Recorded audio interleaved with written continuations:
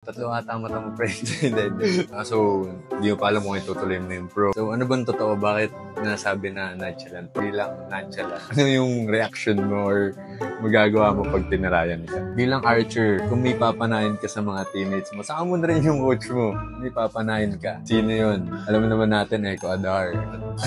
Tinitilian, sinisigawan. Hindi lang ng babae, pati lalaki din. Paano may na-assure yung girlfriend mo na siya lang? Sa lahat ng nag-chat sa'yo o kahit ano man yan, ano ang pinakamalaking...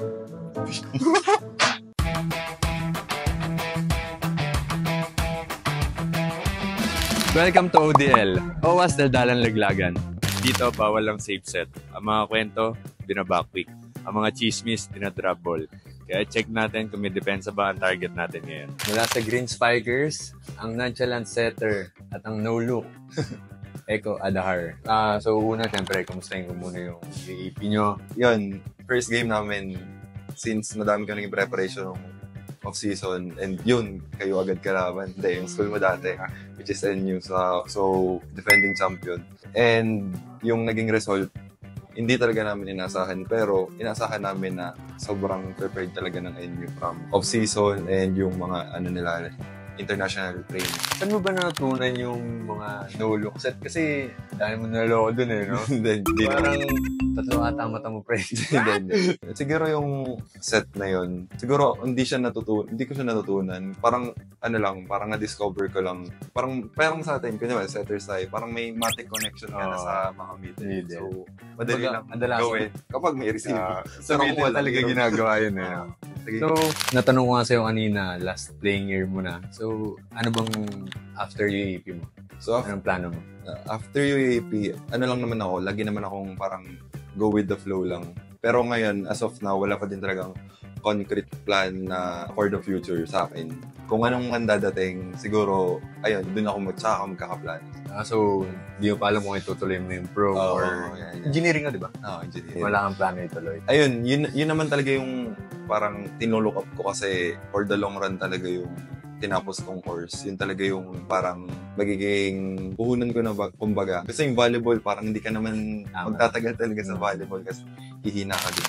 Sabi nila, nonchalant ka daw sa paglalaro, kung paano ka nila makita. So, ano bang totoo? Bakit nasabi na nonchalant? Pero nag-start talaga yun nung last season, yung UAP natin, nung 86. Parang walang emotion, kumbaga, sabi nila. Pero hindi naman talaga in real life. Hindi naman talaga.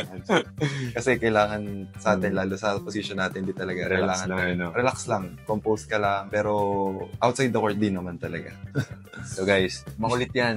Tinatago niya lang. Tinatago.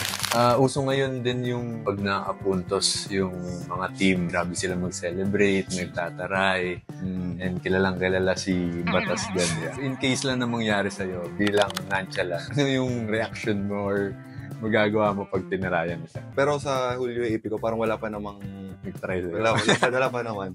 Siguro alam kasi nila na pag once kumbaga ni-stare down, tinarayan ako, parang wala akong gagawin. Wala na reaction. Wala reaction.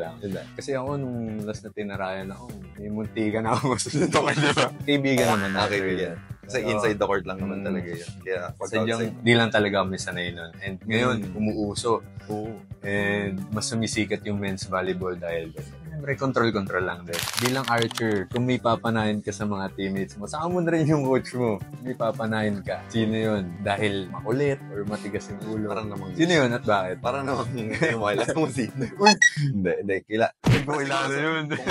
Kung makulit sa makulit, syempre si Noel. Si Noel na talaga yung Noel naman, bagay naman. Para tumino. Hindi, joke lang. Pero si Noel. Pero maayos naman si Noel. Bakit ba si Noel? Siguro, siya yung gumagawa ng laging ganun. So, siya naman yung papanahin ko.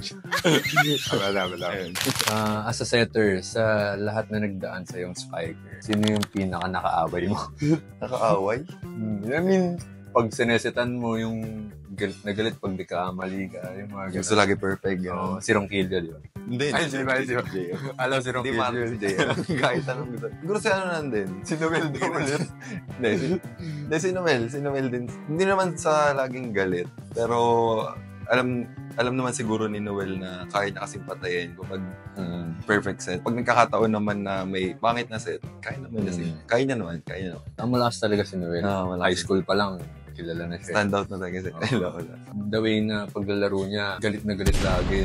Parang on the game talaga siya. Parang in the game talaga siya. Kaya yung emotions niya laging sobrang taas. Hindi ko mababa.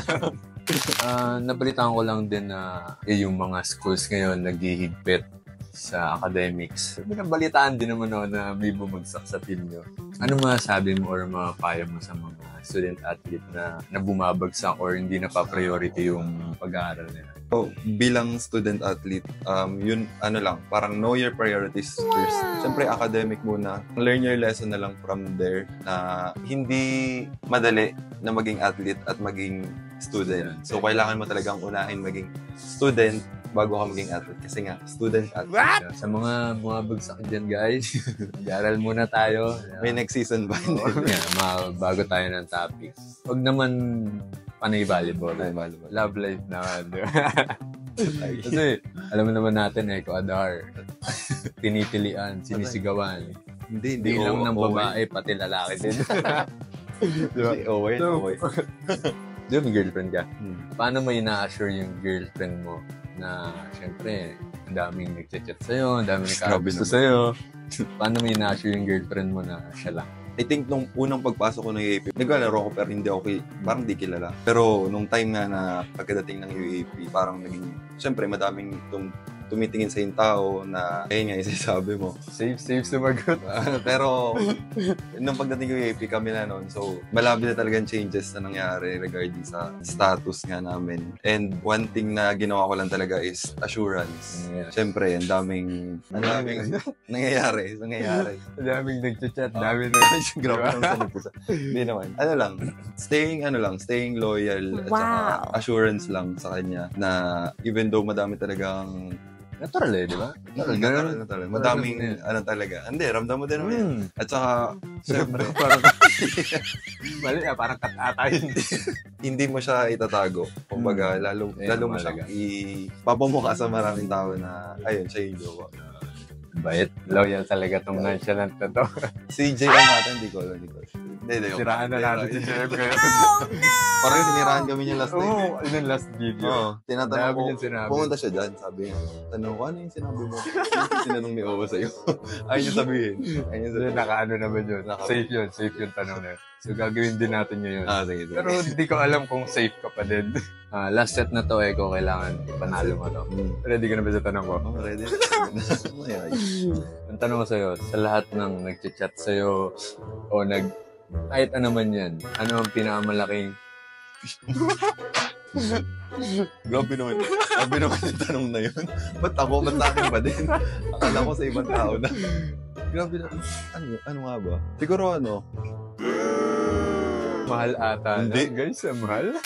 Yan muna ang latest sa ODL. Set tayo next time.